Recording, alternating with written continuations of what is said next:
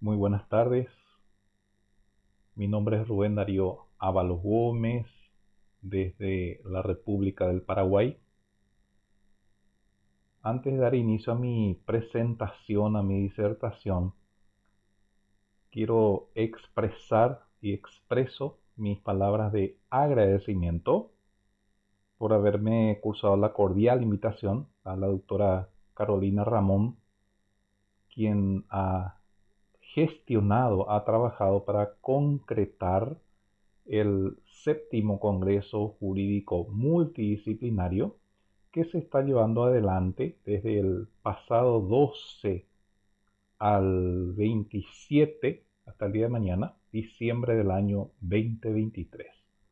Así que mi reconocimiento a la doctora Carolina Ramón por el esfuerzo, el trabajo constante, grandes esfuerzos, de eso soy testigo, que realiza para concretar estos magnos eventos.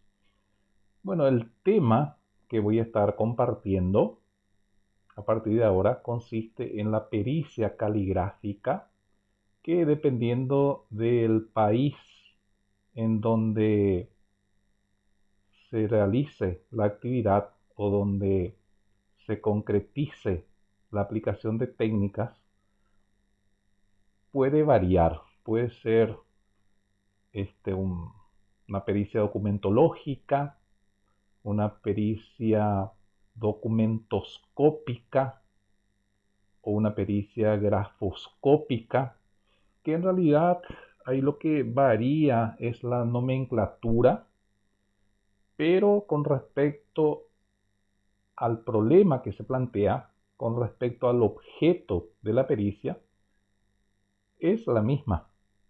Básicamente, cuando se trata de falsificación de firmas o de manuscritos agregados, añadidos, entonces siempre se realizan cotejos, comparaciones entre una letra manuscrita, producida y cuestionada, puede ser debatida, y una letra ejecutada a mano, también con elemento inscriptor similar, entonces que es auténtica, o sobre cuya autenticidad entonces hay certeza jurídica. Estamos hablando ya en ese ámbito cuando el proceso judicial ya se encuentra en curso. Por otro lado, cuando hablamos de pericia grafológica, entonces estamos abordando lo que es en algunos países la psicología de la escritura, análisis e interpretación de letras manuscritas,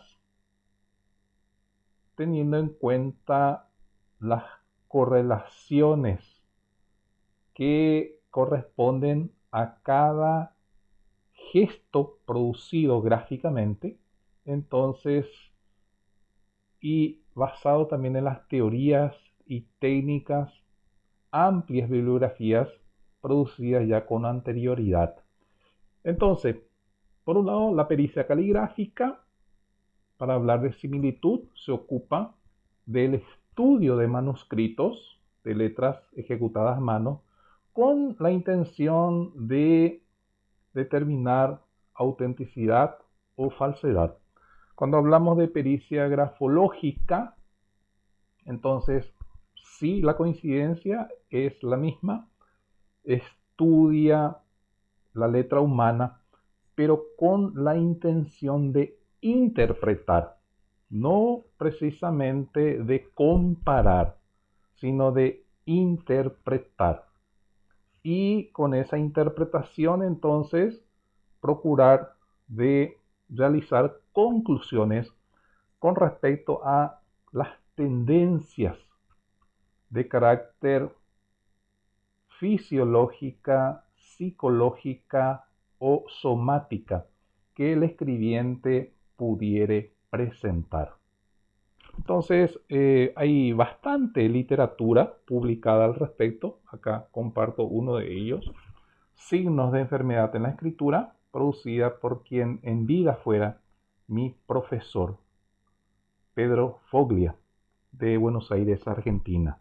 Entonces, signos de enfermedad en la escritura es un abordaje grafológico con respecto al estudio de la escritura manuscrita humana. Por otro lado, acá tengo en mano pericia caligráfica judicial producido por los maestros Francisco Viñals y Mariluz Puente, quienes también han sido mis maestros y los considero aún porque sigo aprendiendo, aunque infelizmente Francisco Viñals también se produjo su deceso el año pasado, pero igualmente sigo aprendiendo de lo que ha legado a la humanidad, a la comunidad de académicos, de peritos, en cuanto a la literatura que ha dejado, porque realmente es muy vasta, muy amplia y muy rica en contenido.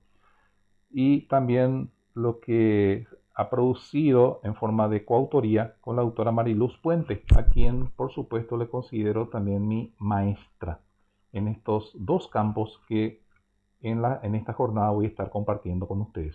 Entonces, a lo que quiero llegar es que en lengua castellana tenemos abundante literatura que se producen en diferentes latitudes a los que podemos tener acceso, entonces, como para ampliar nuestro conocimiento, para entrar en contacto con algún tema en específico, si es que estamos en el ejercicio de la profesión, tanto del peritaje como de la abogacía. Bueno, ahí entonces, en término amplio y específico también, en simultáneo, he realizado un abordaje y una distinción con respecto a lo que implica la pericia caligráfica y por otro lado la pericia grafológica, las distinciones y similitudes. Ahora voy a comenzar a desarrollar algunos tópicos respecto de la pericia caligráfica. Vuelvo a repetir que dependiendo del país en donde se ha abordado esta especialidad, entonces puede tener nomenclaturas distintas. Perdón. Entonces, pericia caligráfica, pericia grafológica, distinciones y similitudes, base de análisis pericial, y algunos términos fundamentales que deseo compartir con el auditorio. Por un lado, el principio de identidad, esto es aplicable al campo del peritaje documentológico o caligráfico. Entonces, el principio de identidad aplicado en los casos de autoría de letras, números, textos, firmas y otros gestos gráficos inscritos sobre determinado soporte, permite realizar análisis comparativos, que en esencia consiste en recurrir al método analógico, lo que ya había adelantado anteriormente. Entonces implica la comparación teniendo en cuenta también los módulos clásicos de la escuela francesa, comparando, cotejando, planteando hipótesis en torno a la identidad gráfica del contenido hecho a mano, motivo de controversias, usualmente. Bueno, otro tópico tiene que ver con la escritura manuscrita, es la expresión de la estructura fisiopsicológico del escribiente. Por tanto, es nula la posibilidad de que el falsario consiga una producción gráfica idéntica a la auténtica.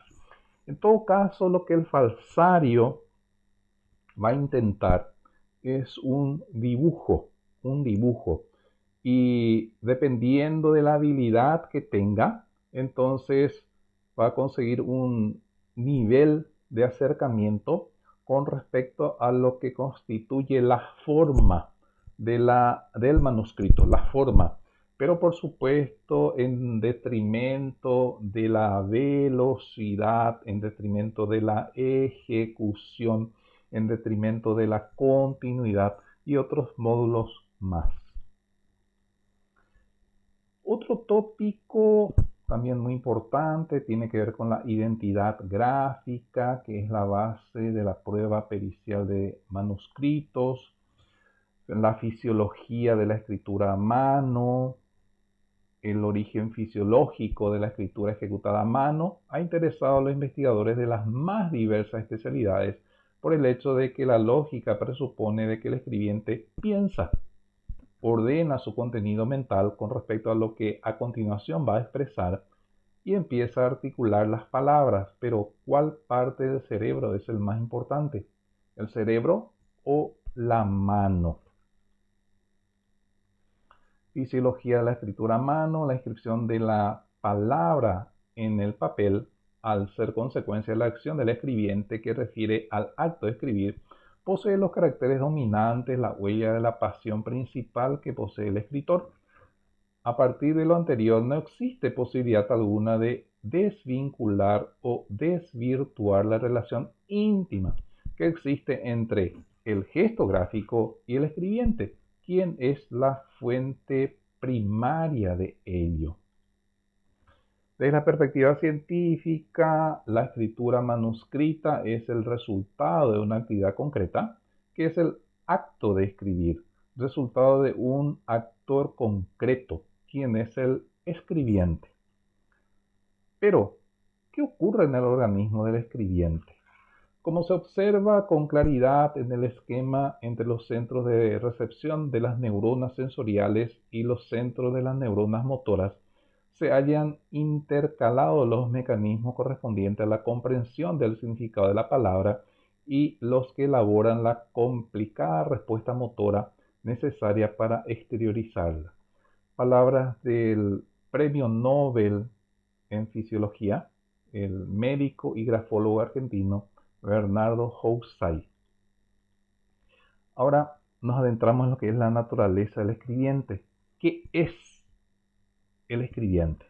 Hablamos del escribiente cuyo manuscrito puede ser objeto tanto de la pericia caligráfica como de la pericia grafológica, indistintamente.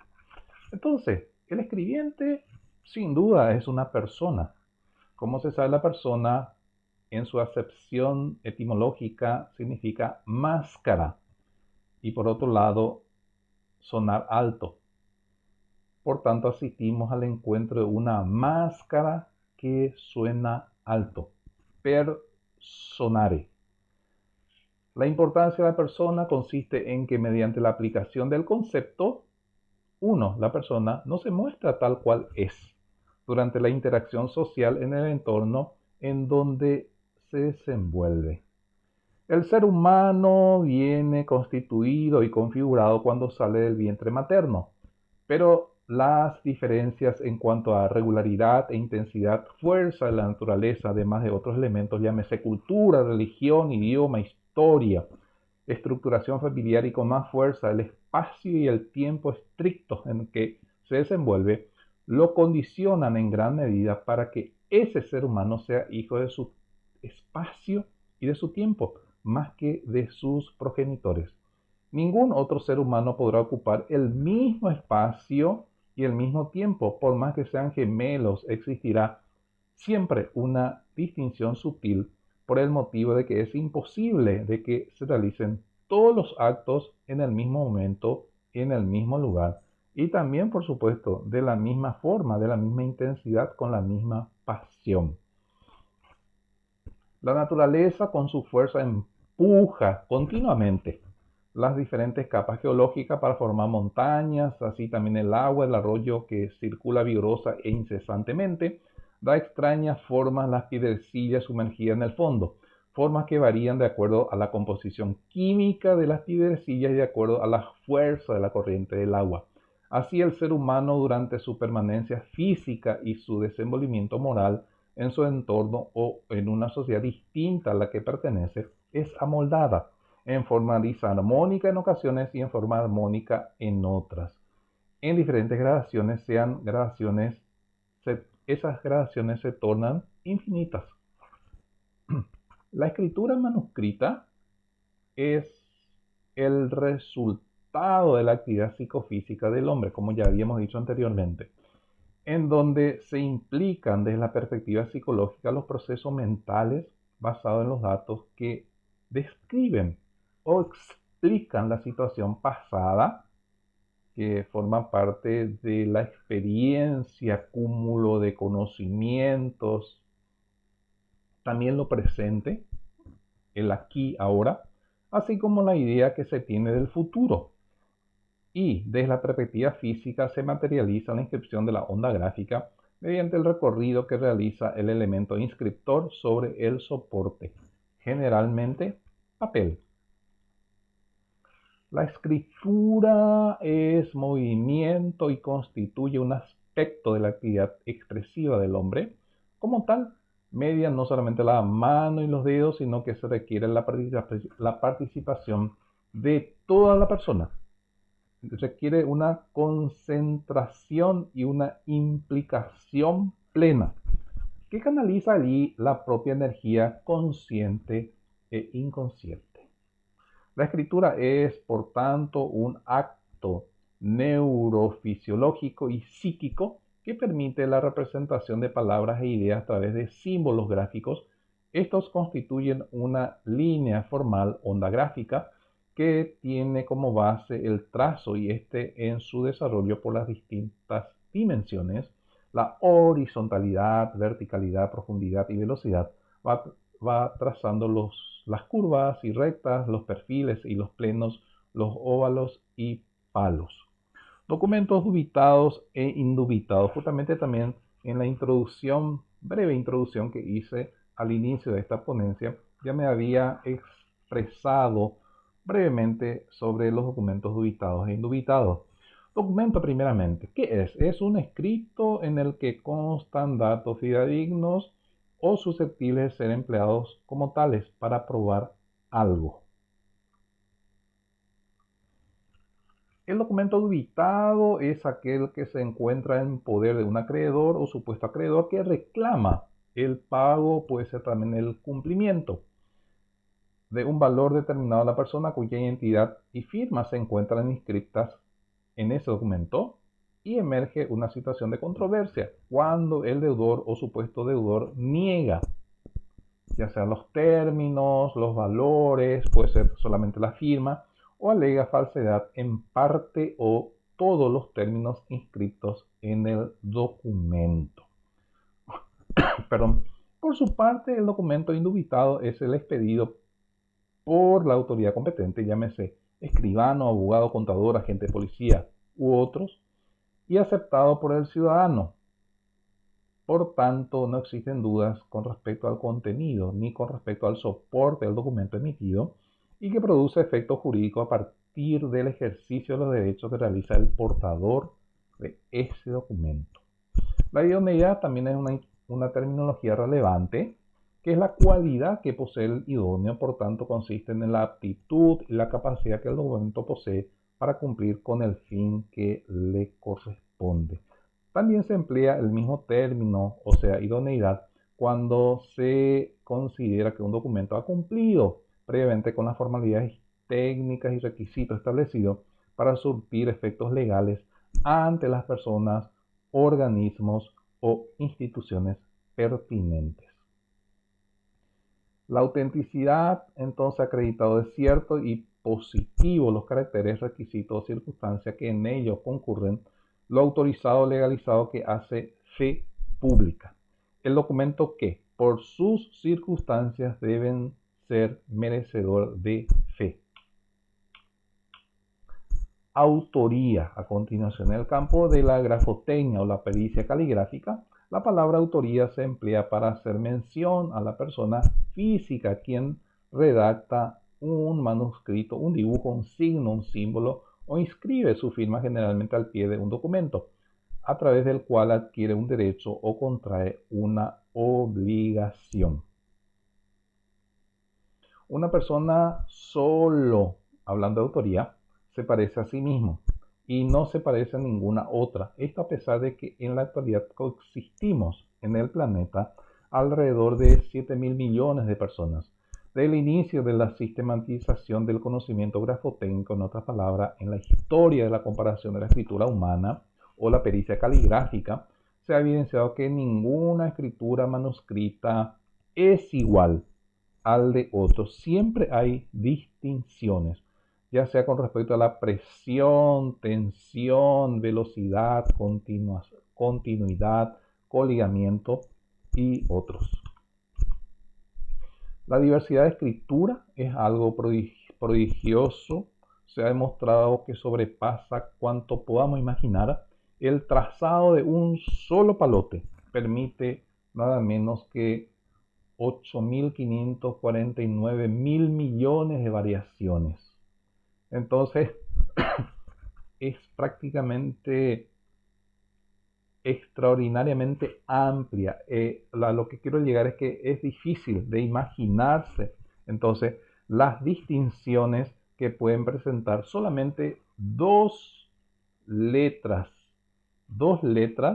bien ejecutadas, que provienen de dos escribientes distintos, ni hablar de dos palabras que contengan una cantidad aproximada en promedio de sílabas. Bueno, otro tópico más entonces de identidad vista desde la perspectiva de la individualidad escritural, se refiere a que cada persona posee una carga emocional, histórica y cultural distinta, inclusive si se tratasen de gemelos, así como ya habíamos dicho antes, tal como se ha expresado anteriormente. La individualización es un proceso que implica el crecimiento de la fuerza y de la integración de la personalidad individual, pero sí al mismo tiempo un proceso en el cual se pierde la originaria identidad con los otros y por el que el niño se separa de los demás. Acá en realidad lo que es relevante hablar de una teoría que es la contemporaneidad en el campo de la documentología o de la pericia caligráfica, que habla o plantea que cada 4 años aproximadamente se producen algunas variaciones naturales en el gesto gráfico de una persona. En algunos casos, dependiendo de la edad, si estamos hablando de los primeros años de la escolarización o ya de una persona de tercera edad, entonces esas variaciones son más relevantes, mucho más relevantes. Bueno, ¿qué es un original? Aplícase a la obra artística, científica, literaria o de otro género, producida directamente por su autor y que no es copia, no es imitación o traducción de otra. Todo escrito que se tiene a la vista para hacer una copia de él.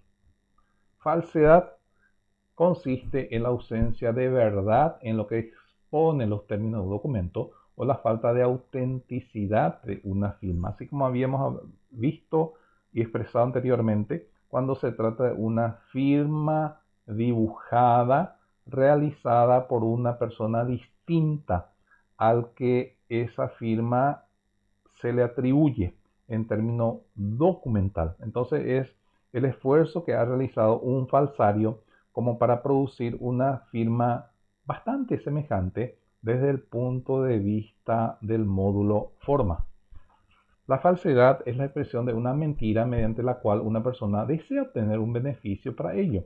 Antes ha tenido que ocultar o tergiversar la verdad histórica en forma parcial o absoluta. La pericia de documentos es un paradigma científico, así como ya habíamos hablado anteriormente. En este sentido, posee dos vertientes: pericial grafotécnica, que en sentido estricto específico, y pericial documentológico, donde su objeto consiste en el esclarecimiento de un acto ilícito consumado para determinar la autoría del grafismo cuestionado y o alteraciones, agregados, supresiones, añadidos que presenta el soporte. En este último caso, no siempre es posible averiguar la autoría. En cambio, en la pericial grafotécnica es posible la obtención de resultados concluyentes en términos de autenticidad o falsedad escritural. En suma, con esta pericial de letras humanas se realiza la comparación de las ondas gráficas inscritas en el documento indubitado y en el cuestionado. Para realizar el trabajo se puede recurrir a una o varias metodologías de abordaje. Entiéndase por metodología el conjunto de procedimientos rigurosos, estrictos, que especifica lo que hay que hacer, pero de un modo teórico. En suma, la metodología indica cómo hacer, pero en sí misma el investigador no se traslada a la acción. A su vez, la o las metodologías adoptadas dictarán las técnicas que habrá que aplicar y que proporcionan la ciencia del grafismo. Entiéndase por técnica las herramientas con las que se estudia, se analiza o se coteja el objeto en cuestión. Al falsario le resulta difícil, reiteramos, luchar contra sus propios automatismos gráficos. Debe, por una parte, ejecutar en forma consciente y voluntaria unos signos que el autor del paradigma elabora de manera más o menos inconsciente y automatizado. Bueno, de esta forma he concluido mi intervención en esta jornada del día 26 de diciembre del año en curso. Y bueno, espero que sea del gusto, del agrado del auditorio y por sobre todo que pueda servir entonces como un pequeño aporte, un grano de arena a la comunidad que conformamos. Muchísimas gracias y que estén todos muy bien.